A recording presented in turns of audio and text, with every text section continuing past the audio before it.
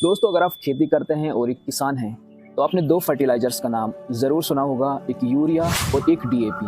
तो दोस्तों, आज की इस वीडियो में हम इस दूसरे फर्टिलाइजर की बात करते हैं जिसका नाम है डीएपी और इसे कहते हैं डाई अमोनियम फॉस्फेट।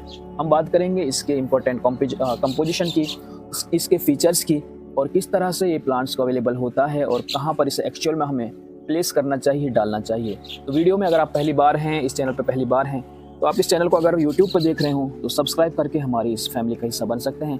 और ये वीडियो अगर आप फेसबुक पर देख रहे हो तो हमारे पेज को लाइक या फॉलो करके आप हमारी फैमिली का हिस्सा बन सकते हैं। तो चलिए दोस्तों, वीडियो को शुरू करते हैं। दोस्तों, सबसे पहले हम बात करेंगे कि हमारे मुल्क इंडिया में इसके जो टॉप मैन्युफैक्चरर कंपनी हैं जो इस प्रोडक्ट को बनाती हैं, डीएपी को बनाती हैं, उनकी एक बार बात करते हैं। तो जो टॉप 10 कंपनीज हैं जो डीएपी का मैन्युफैक्चर करती हैं उसमें है दोस्तों इफ़को यानी Indian farmers fertilisers cooperative limited.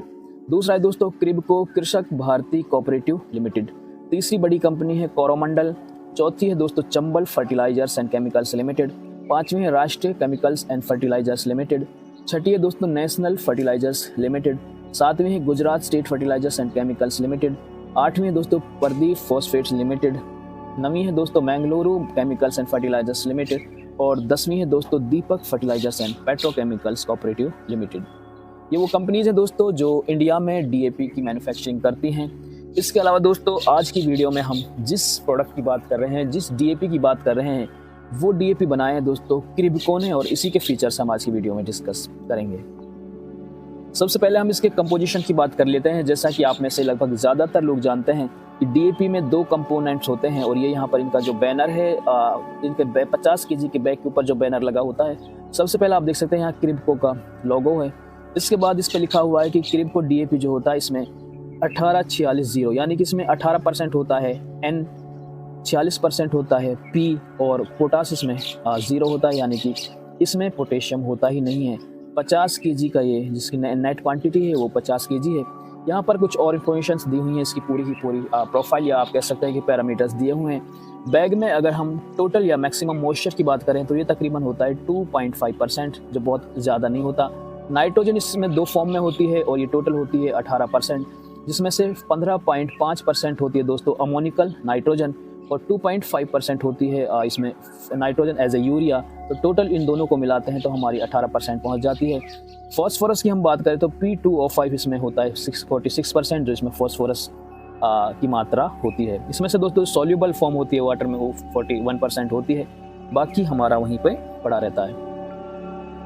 दोस्तों इसके कुछ की फीचर्स की बात करते हैं, काफ़ी इंपॉर्टेंट ये की फीचर्स हैं दोस्तों। डाई अमोनियम फॉस्फेट जिसे डीएपी कहते हैं, एक पॉपुलर फर्टिलाइजर है जो इंडिया में प्रीफर किया जाता है किसानों के बीच। और क्यों ये प्रीफर किया जाता है? क्योंकि दोस्तों में दो कंपोनेंट्स होते हैं, नाइट्रोजन और फॉस्फोरस, और जो प्राइमरी मैक्रोन्यूट्रेंट्स हैं NPK, उसमें से दो इसी फर्टिलाइजर्स में होते हैं, नाइट्रोजन और फॉस्फोरस। इसलिए ये किसानों के बीच काफ़ी मशहूर है और इसे काफ़ी ज़्यादा यूज़ किया जाता है क्योंकि इसमें प्राइमरी मैक्रोन्यूट्रेंट्स मौजूद होते हैं। आगे चलते हैं दोस्तों, डीएपी को कैसे मैन्युफैक्चर किया जाता है। तो दोस्तों अमोनिया जो गैस होती है इसे फॉस्फोरिक एसिड के साथ रिएक्ट किया जाता है अंडर कंट्रोल कंडीशंस, और फर्टिलाइजर प्लांट्स जो होते हैं वहाँ पर अमोनिया और फॉस्फोरिक एसिड के रिएक्शन की वजह से डीएपी की फॉर्मेशन होती है। इसके अलावा इसके कुछ फीचर्स हैं कि ये फ्री फ्लोइंग है, यानी कि आसानी से हमें मिल जाता है। डस्ट फ्री है, कोई इसमें डस्ट नहीं होता, यानी कि पूरी तरह से दानेदार होता है।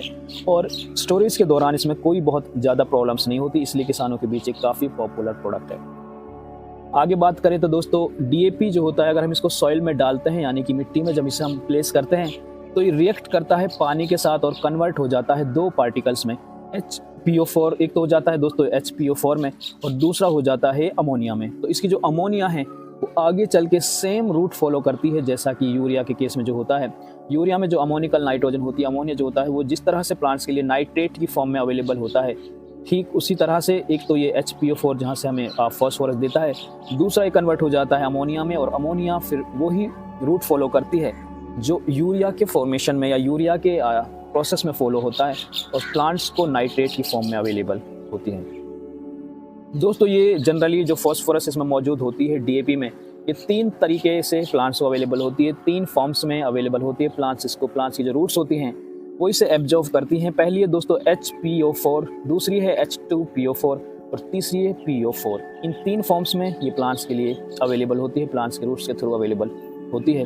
दोस्तों इसके साथ एक प्रॉब्लम भी है, क्योंकि फॉस्फोरस जो न्यूट्रिएंट्स है ये इमोबाइल होता है सॉइल में, यानी कि बहुत ज़्यादा ये मूव नहीं करता है, इसलिए इसके लीचिंग लॉसेस तो नहीं होते हैं क्योंकि ये मोबाइल नहीं होता है। पर अगर ये प्लांट्स के रूट्स से दूर हो तो फिर इसका एब्जॉर्प्शन भी नहीं होता है, क्योंकि इसका एब्जॉर्प्शन करने के लिए प्लांट्स को या प्लांट्स की रूट्स को इस तक पहुंचना बेहद ज़रूरी है। ये खुद प्लांट्स की रूट्स तक हार्डली पहुंचता है या ना के बराबर पहुंचता है।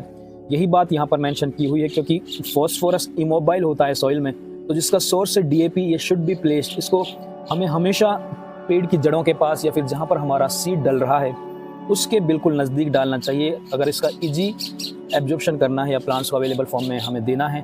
तो अगर ये प्लांट से दूर रहा और या सीड से दूर रहा तो फिर इसका जो एब्जॉर्प्शन है वो प्रॉपर नहीं होता है। इसलिए जब हम गेहूं की बिजाई करते हैं तो हम उसी जो सीड कम ड्रिल मशीन होती है उसी से इसे हम डालते हैं, दाने के नीचे इसे डालते हैं, ताकि प्लांट्स को या हमारे सीड्स को जब इसकी इनिशियल स्टेज में ज़रूरत होती है, रूट फॉर्मेशन या रूट डेवलपमेंट में इसकी हमें मदद चाहिए होती है, उस टाइम इसे प्लांट्स के रूट्स के आसपास ही रहना बेहद ज़रूरी है ताकि इसका प्रॉपर एब्जॉर्प्शन हो सके। तो दोस्तों ये इंपॉर्टेंट चीज़ें थी जो ये डाई अमोनियम फॉस्फेट ये एक इम्पॉर्टेंट फर्टिलाइज़र था जो किसानों के बीच काफ़ी पॉपुलर है। तो उम्मीद है आपको इस वीडियो से काफ़ी इन्फॉर्मेशंस मिली होंगी, खासतौर से इस प्रोडक्ट के लिए जो DAP प्रोडक्ट है। ऐसी और इन्फॉर्मेटिव वीडियोज़ हमारी प्लेलिस्ट में भरी पड़ी हैं, आप जाकर उन्हें चेकआउट कर सकते हैं। अगर आपको वीडियो अच्छी लगी है तो हमारा हौसला अफजाई करने के लिए आप इसे लाइक कर सकते हैं, और अगर आप चैनल पे पहली बार हैं और ये वीडियो आप फेसबुक पे देख रहे हैं तो आप इसे हमारे पेज को फॉलो कर सकते हैं। यूट्यूब पे आप हमें सब्सक्राइब करके हमारी फैमिली का हिस्सा बन सकते हैं। अपने सगे संबंधियों के साथ शेयर करें, उनके इन्फॉर्मेशन या उनकी नॉलेज में भी आप इजाफा कर सकते हैं। मिलते हैं आपसे एक और इम्पोर्टेंट वीडियो के साथ, तब तक आप अपना और अपनी फैमिली का ख्याल रखिए। धन्यवाद।